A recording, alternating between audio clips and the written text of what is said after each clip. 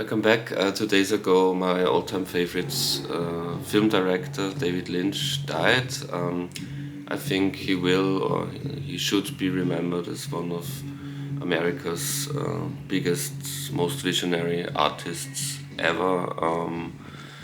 And yeah, it's really fucking sad that he died. I really hoped for at least one more movie, not just like a short film. Did a couple of those in the past 20 years or over the course of his whole career, of course. But since Inland Empire from the early 2000s, he hasn't made a full-length movie. He made season 3 of Twin Peaks, of course, which is epic, which is like 10 movies at once, but he never did make one, final film for cinema.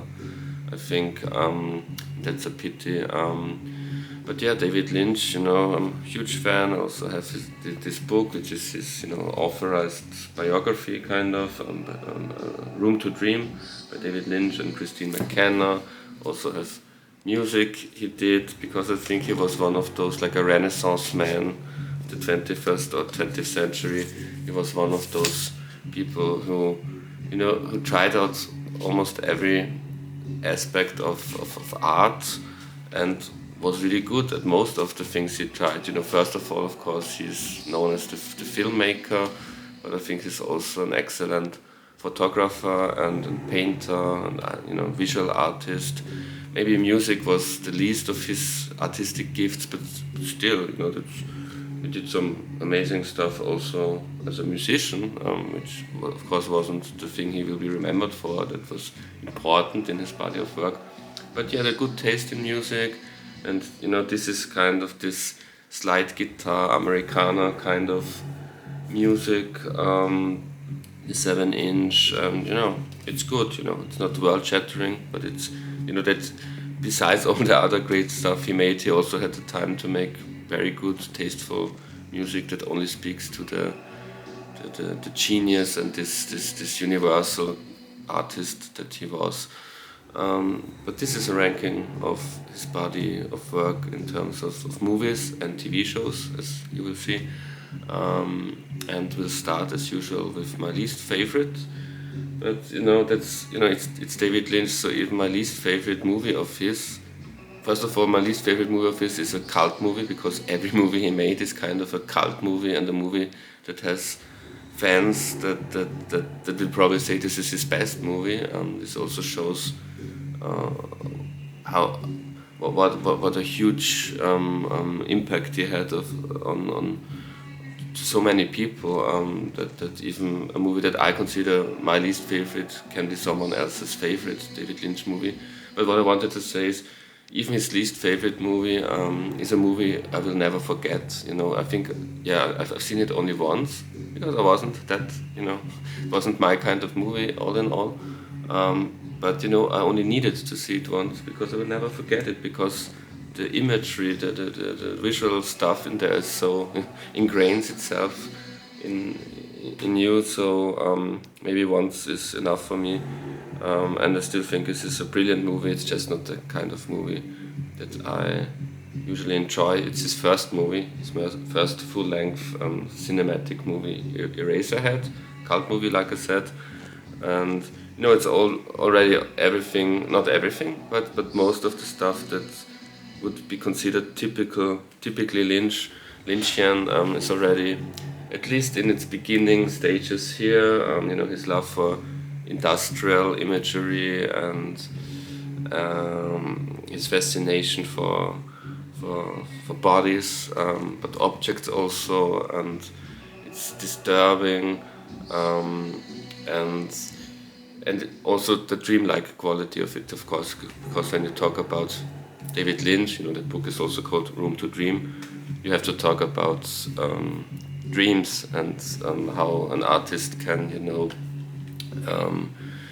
make dreams come alive. I think that the two words I would connect with David Lynch as an artist. The first two things that come to mind are magic and dreams.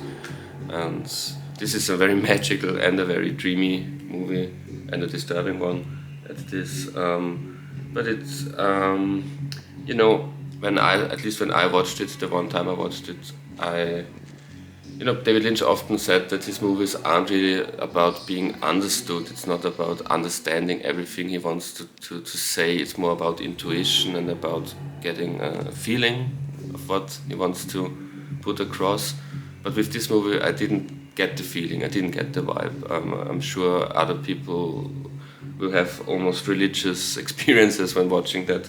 But to me, this is one of those few instances where a David Lynch movie didn't really mean personally that much to me.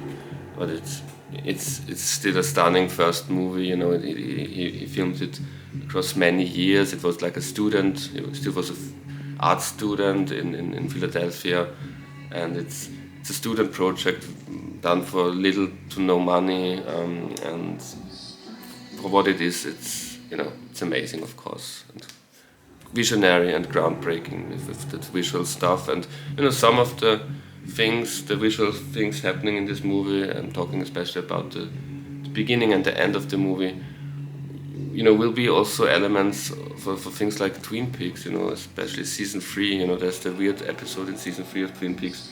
It's like a spin-off of Eraserhead almost, or this is almost like a prequel to the more weird cosmic stuff in Twin Peaks.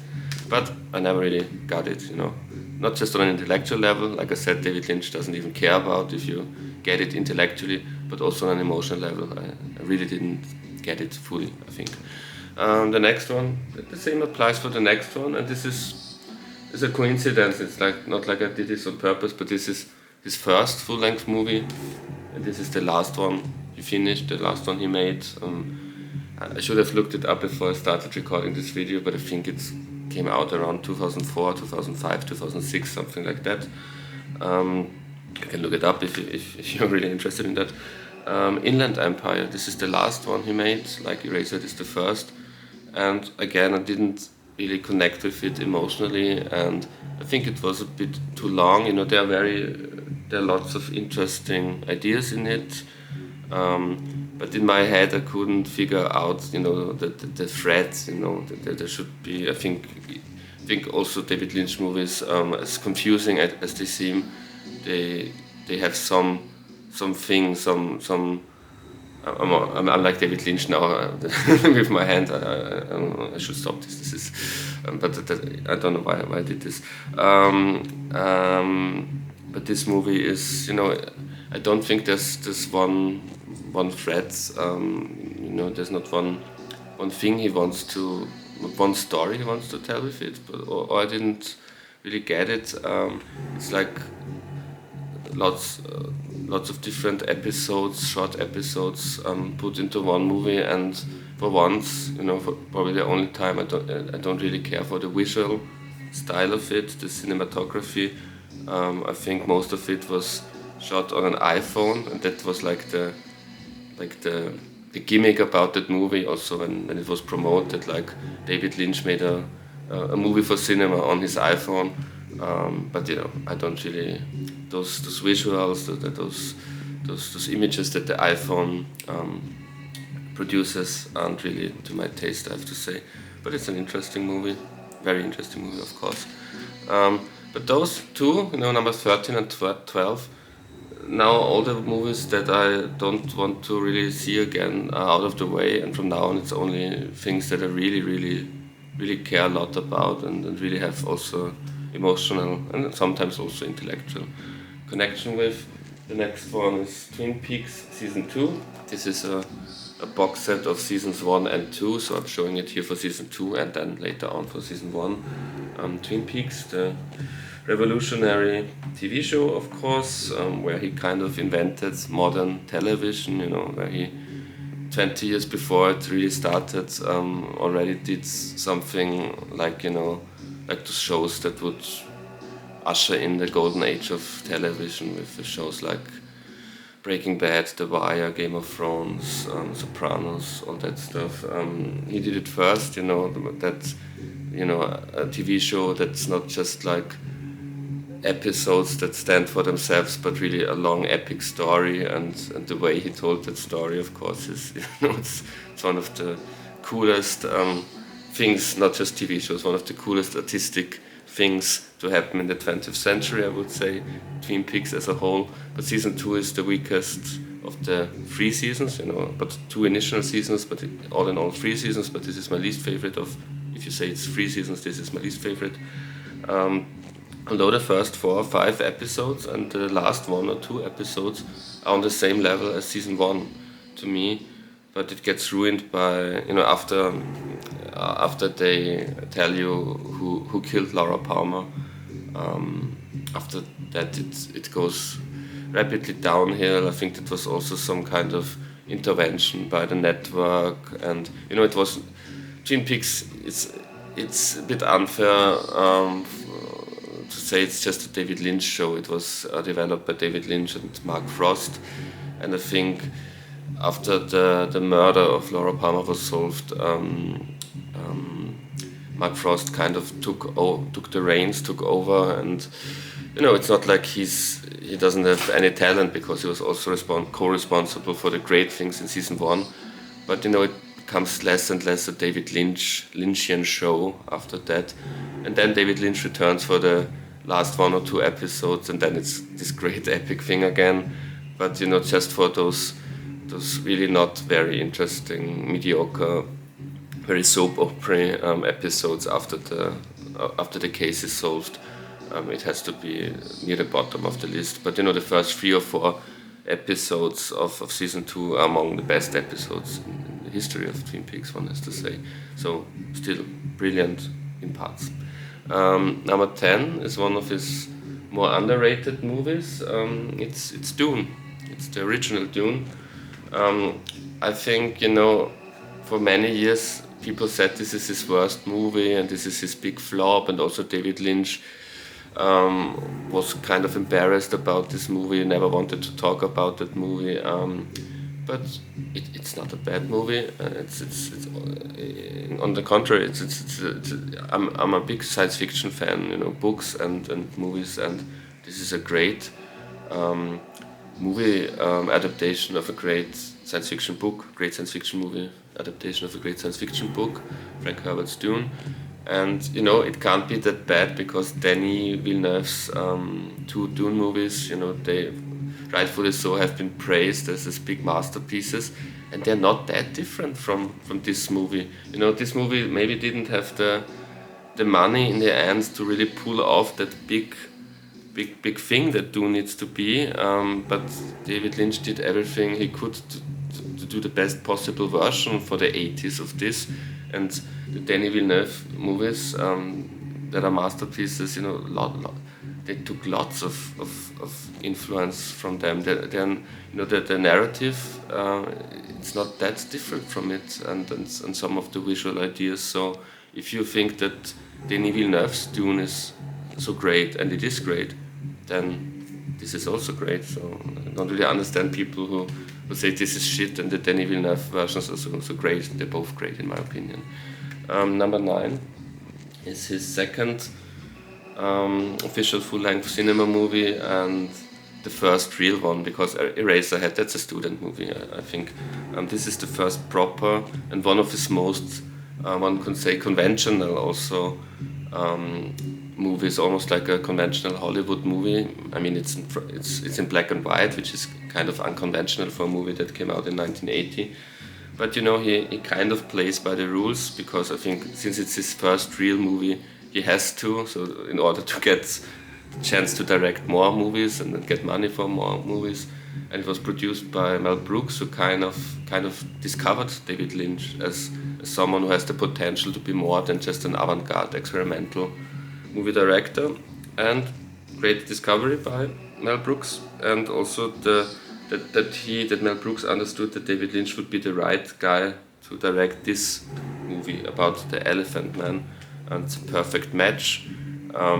It's therefore it's a Lynchian movie before even the term Lynchian existed, because the stuff, the content of the book that he had to adapt is almost like a script by David Lynch, and it's one of his most touching movies, also on an emotional level, also because of the great acting by John Hurt as the Elephant Man, one of my favorite actors. Anthony Hopkins. This is my favorite portrayal of Anthony Hopkins. I'm not a big. Always find him a bit boring to watch him, Anthony Hopkins. But in this movie, he's perfect. The emotional acting he does. And Anne Bancroft, the wife of Mel Brooks, also great in this movie. So it's the acting in this movie, but also some typical Lynch traits, like the camera work and the lighting is brilliant. It's genius, how he filmed that, how the look of it. And yeah, it's one of the more conventional, but also one of the more emotional movies, and it's one of his easiest movies also. This is a movie you can watch with a child. A 12-year-old can watch this movie and kind of enjoy it. Maybe not you have to be a certain kind of a 12-year-old. Let's put it that way. But it's possible for a 12-year-old to think that this is a nice movie, Elephant Man. The next one is the other movie that's very conventional by David Lynch, and the other movie you can watch with a 12-year-old, or maybe in this case even with a 10-year-old. It's The Straight Story, and The Straight Story, in my opinion, is his most underrated movie. I think Dune is his second most underrated movie. This is his most underrated movie. This is from 1999, I think, which was a strong year in movies, also in movies that were fishing in a kind of a similar pond as David Lynch. So he had lots of competition in that year. So maybe that was a reason why this movie never really, especially at the time it came out, got the big fanfare it would have deserved. But again, very emotional movie, very conventional movie, Disney movie produced for Disney. And it's not a script by David Lynch. It's, I think, his at that time wife or girlfriend. I think it was his wife at that time. She wrote that script based on a true story, and it's the Lynchian thing about that movie is the way it's not Lynchian. That's really a very strange thing. You watch it and you think only David Lynch could make such a movie like that without trying to be Lynchian. People like the Coen brothers or Quentin Tarantino in the 90s when this movie was released, they took lots of influence from David Lynch, and this is like David Lynch saying, now that you all are impostering me and doing movies in my style, I'm going to do a very old-fashioned movie like that. It's a movie that could almost be a movie from the 1950s or 1960s, and it's a very positive movie. People always say, not always, hardcore fans will say that, but superficial David Lynch observers always say that he's this dark movie maker, and it's about darkness and it's disturbing. But that's just a little part of what makes him great. I'm not really into depressing, nihilistic arts. I don't like musical movies that are like that, and I wouldn't be a David Lynch fan if I would perceive him as a nihilistic, dark filmmaker. He's the opposite. In this case, in this way, he's the exact opposite of someone like Quentin Tarantino. There's no irony. There's almost no irony, no sarcasm no cynicism in his movies, and this is the prime example of that. Making the opposite of a movie like Pulp Fiction or Jackie Brown, where it's only about the wittiness and about the sarcasm and so on. This is really a heartwarming, very American film, and in this way also a very honest film. David Lynch himself, he's from the Midwest, I think from Montana. Never been there, but the image I have of Montana is this down-to-earth, Midwest kind of way, this countryside way, and this is maybe his homage to that. And like a true artist, he's very honest, and he's doing something like that. It's maybe also something. This movie is maybe more about him and the way he grew up than most people will realize, I think. The Straight Story. And the next one, talking about him not always being disturbing and dark, the next one is probably his darkest and most disturbing movie, at least for me. It's Twin Peaks Fire Walk with Me, and it's probably one of the first prequels, ever. After Star Wars Episode One, every second big budget Hollywood movie is a prequel, and they all suck. They all are terrible. There's really not, in 99% of cases, there's not really a point of doing a prequel of something. There's a reason why a story usually starts at a certain point, because that's when it begins to be interesting. So why make movies about before that point? But this is one of the first prequels in that sense, and it's maybe the only prequel that really made any sense, because it doesn't really solve the mystery of Twin Peaks, because Twin Peaks season 2 already did that, and this came out like 1 year after season 2. But it opens up new dimensions to the story of Twin Peaks, and it's the perfect link between those seasons 1 and 2, and then season 3. Chronologically, this is before season 1, but it's really more link between what later on season 3 would be, which leads more into that dark, sinister, but also like cosmic and magical stuff. And it's a disturbing movie. It's not a movie that you're often in the mood to watch, honestly, but it takes the best bits of Twin Peaks season 1 and the good bits of season 2 and makes a very dense, intense movie out of it. Twin Peaks Fire Walk with Me. And I also think that the great thing about it is that it doesn't reveal the secret. People went into this movie and they were really disappointed with it. I think he was even booed at the film festival in Cannes when it was premiered, because people wanted some answers to the questions the TV show asked, and he doesn't give any answers. And that's the genius of David Lynch. He doesn't want to give you any answers. There are no answers. So I really like Fire Walk with Me for that. And speaking of season 3 of Twin Peaks, next up is season 3 of Twin Peaks. I have to look which position. This is number 6. My 6th favorite David Lynch thing is the 3rd and final season of Twin Peaks. Well, that's really one of the... people always say he's such a strange filmmaker. This is really one of the strangest things to ever... with a budget to have been produced for television.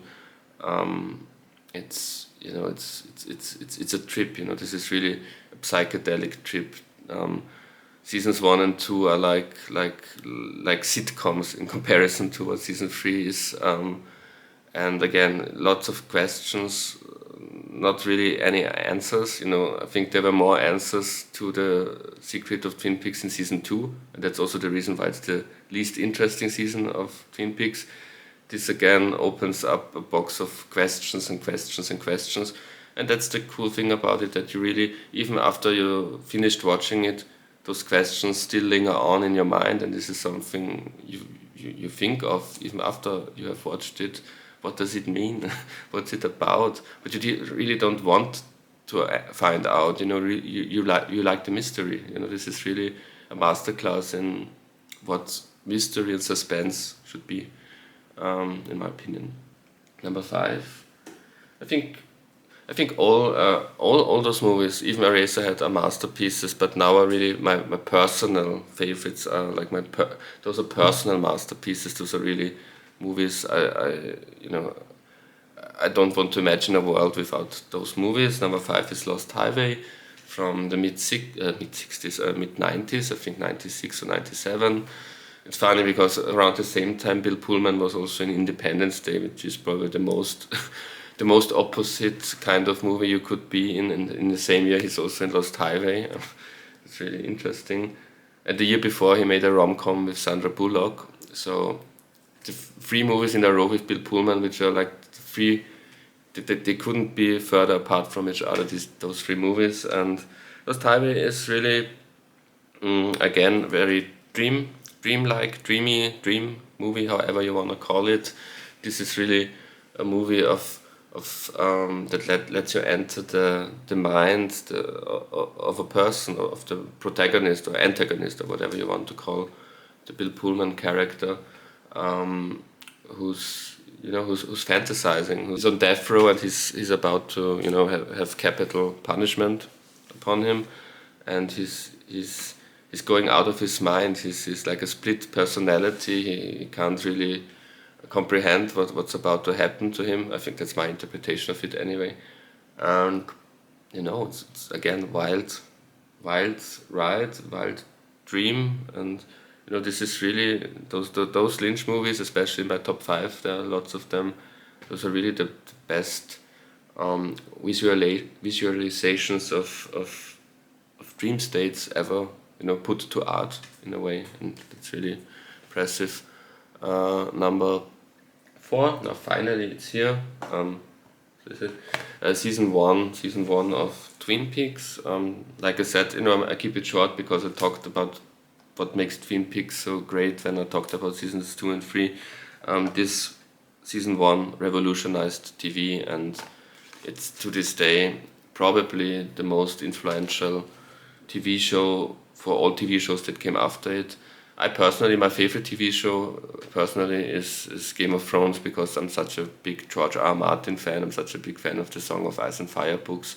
So on a personal level, Game of Thrones will always be my favorite TV show. Although the second half of Game of Thrones isn't near as good as the first 4, of course. It's the first 4 seasons.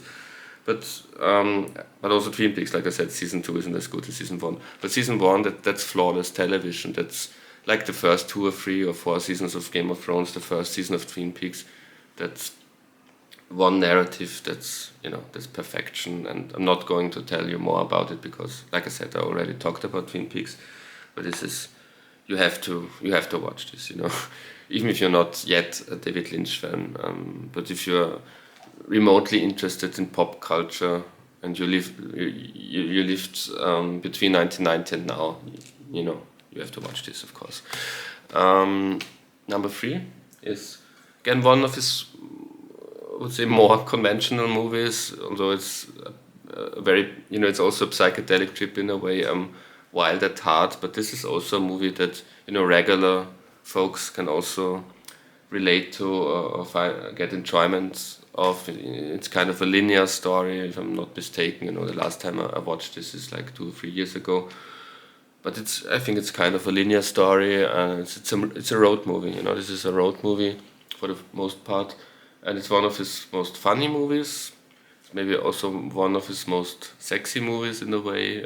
It's also one of his most action-packed movies. So in a lot of departments, it checks boxes as his number 1 movie in certain aspects, like fun, action, sex. And it's a brilliant movie. Nicolas Cage is awesome in it. I never was a big fan of Laura Dern. Laura Dern next to Kyle MacLachlan is probably the big David Lynch actress. But almost always when he casts Laura Dern, I wish that someone else would have gotten the part. I was never a big fan of her. But Nicolas Cage is awesome in that movie. And the supporting cast is also awesome, and it's a funny story. And this is really a precursor to the Quentin Tarantino and Coen Brother movies of the 90s, I would say. And at that, it's better than most of those movies, maybe with the exception of Fargo and Big Lebowski. My number 2 is one of the best movies ever, I would say. And it's really hard to talk objectively about something like that. There's no objective good or bad with movies or art in general. But I think there's a kind of a consensus that this is at least one of the best movies of the 21st century, because it's his first movie from the 21st century. Mulholland Drive, of course. I think in most rankings of David Lynch movies by fans, this is probably number 1. It's number 1 or 2, and it's my number 2. This is in a way his masterpiece, his magnum opus. That's maybe the most Lynchian Lynch movie, and maybe that's the reason why it's only number 2, because it's almost too perfect. It's like he did for once he did what everyone expected of him, And what I really like about David Lynch is when he's unexpected. But this is the movie we all hoped he would do, and he did it. And yeah, it's again the dream. It's a movie about dreams. It's also very magical movies. Dreams, magic, the two big themes I think for David Lynch in his career and in his life. In this case, it's more like a nightmarish dream, like a dystopia, Hollywood, the dystopia of Hollywood, the nightmare aspects of the dream factory, so to speak.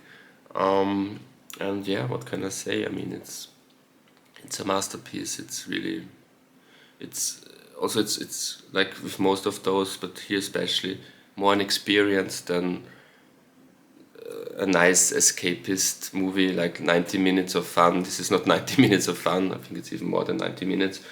This is an experience. This is a trip. Mulholland Drive. And my number one, of course, because it's the only that's still left. And it's also one of his more conventional movies in a way, because it's also a bit early in his career, before the Lynchisms really were that thing, because this is the movie after Dune and Elephant Man, so he came right out of two studio productions where he had to cope with real producers and real studios and big money and so on. And this is where this is the start of him breaking away from that system and doing things more independently, but still it has kind of conventionalism, because he's early in the game now. He isn't yet the person who can do whatever he wants, but he kind of starts it here, and it's Blue Velvet, I think 1986. I said that Mulholland Drive is the magnum opus and the big undisputed masterpiece, but this is the small masterpiece, and I like David Lynch most when he's kind of understated, when he's more understated, because he's also that kind of guy, when you watch interviews with him, the fascination that people like me have with David Lynch as a person also is that he's this kind of down-to-earth guy, this really fun guy that you would love to hang out with, and he's very intelligent, of course, but he really doesn't really bore you with intellectualism, and this is this movie, because this is very kind of an art house movie, but very unpretentious. It's the most unpretentious art house movie that you could think of, and this is also I would say this is the most fun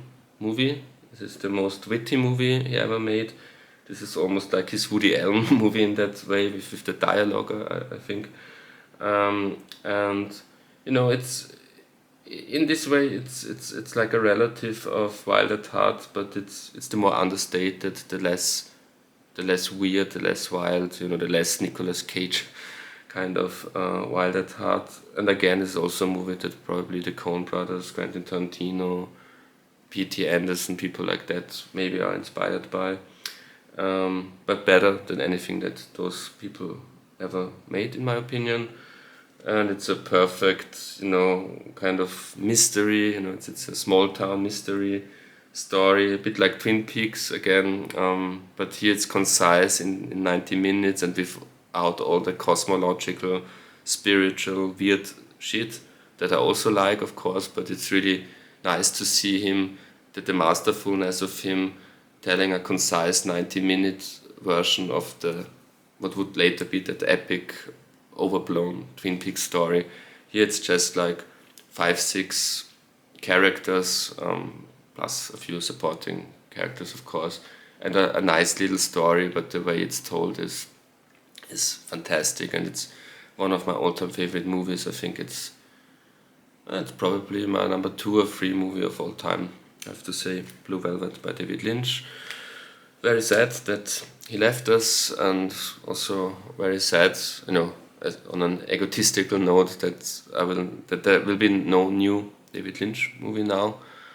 But yeah, great. But just a great director, in my opinion, the best director, David Lynch. Thanks very much for watching. Until next time, goodbye.